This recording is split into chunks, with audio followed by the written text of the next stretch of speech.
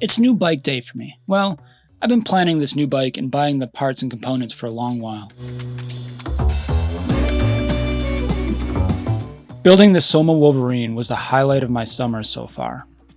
We all love our bikes, so after this build I had to do a photo shoot. Come on, admit it, when you get a new bike, or if you just feel an immense love for your bike, you do it too.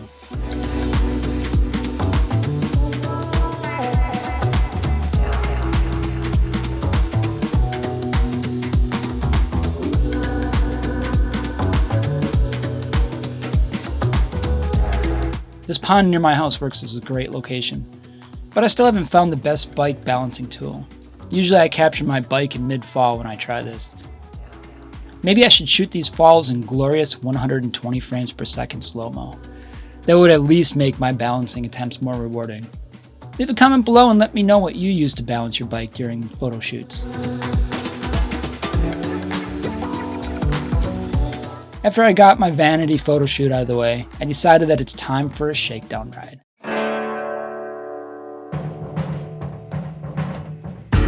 If you're new to bike building, gravel riding, bike packing, and touring, or just bicycles in general, the shakedown ride is an opportunity to ride your bike as it was intended for the very first time.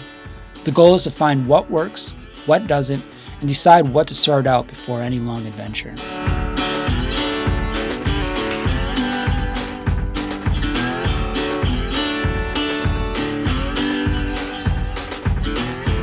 Kate and I are planning a bigger trip for later this summer, so this weekend we decided that a 115-mile, 3-day ride would be a good opportunity for a shakedown ride.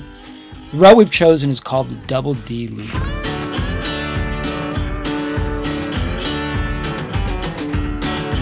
I've done this route as a 3, 2, and 1-day ride.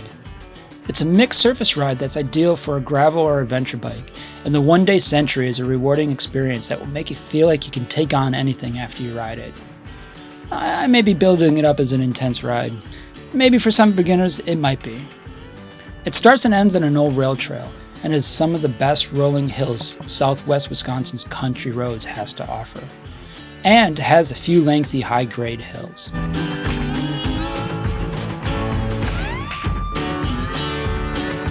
The length of a shakedown ride is really up to the rider, and I'll get to that more in a bit. I've used this route as a shakedown ride in the past. It's long enough to earn a Choco Taco, and it's a perfect length for the Wolverine build. By the end of this video, you'll understand why.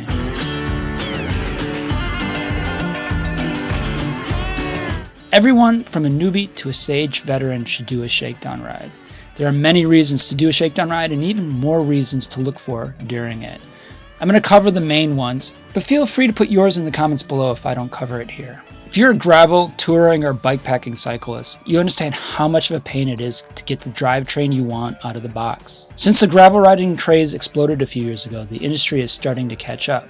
But there are many different styles of gravel bike riding. So much so that builders choose drivetrains to fit precisely their riding style or riding environment. What works best for me is building my own Frankenstein drivetrain.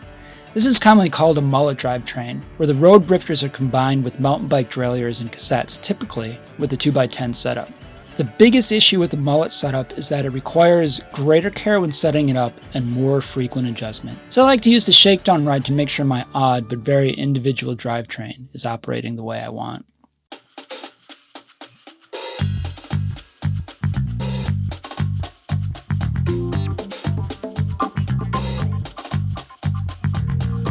During the shakedown, I make sure that I have the tools necessary to adjust most anything in the drivetrain.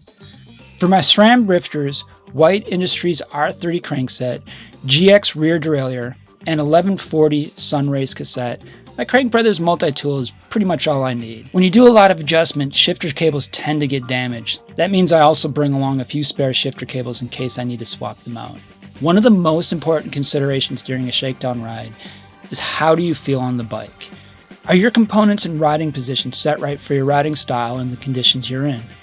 Are your drifters and bar tape set right? If you're on a single track or gravel road and you can't reach your drifters while in the drops, that can be a dangerous situation. And likewise, if you don't feel comfortable in your hoods, that can be a big problem as well. A shakedown ride can tell you if you've chosen all the right components. Are your handlebars right for the type of riding? I've chosen the Salsa cow chippers. I felt the moderate flare would be a good balance between gravel and pavement, and this shakedown ride proved that to be true. I've tried out enough saddles to know what works for me, but a shakedown ride is a good opportunity to try out a new one. On another build, I had a Brooks Cambium C17 similar to the one on this Wolverine. But I used that one about 4 years ago, and since then they've changed the design a little bit. And this ride helped me realize that I may want a different saddle for longer rides.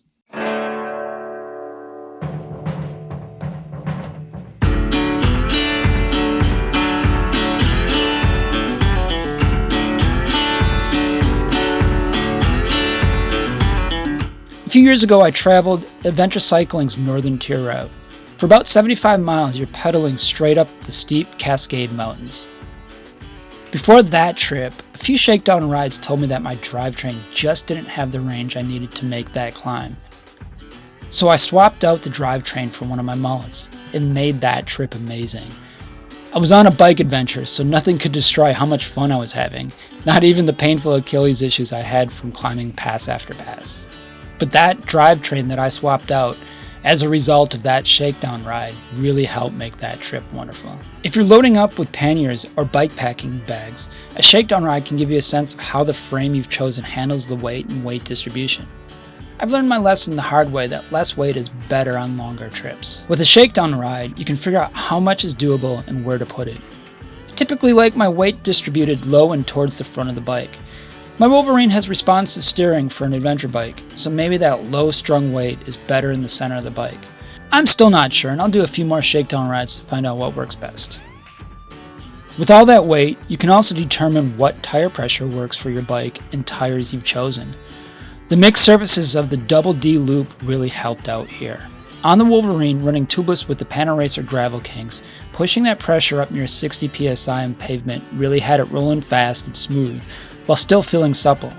On gravel, lowering the pressure to around 40 was ideal. This may not be set in stone, and I'll play with it more as I ride the bike more. A shakedown ride will also tell you if your bike has any issues that need attention.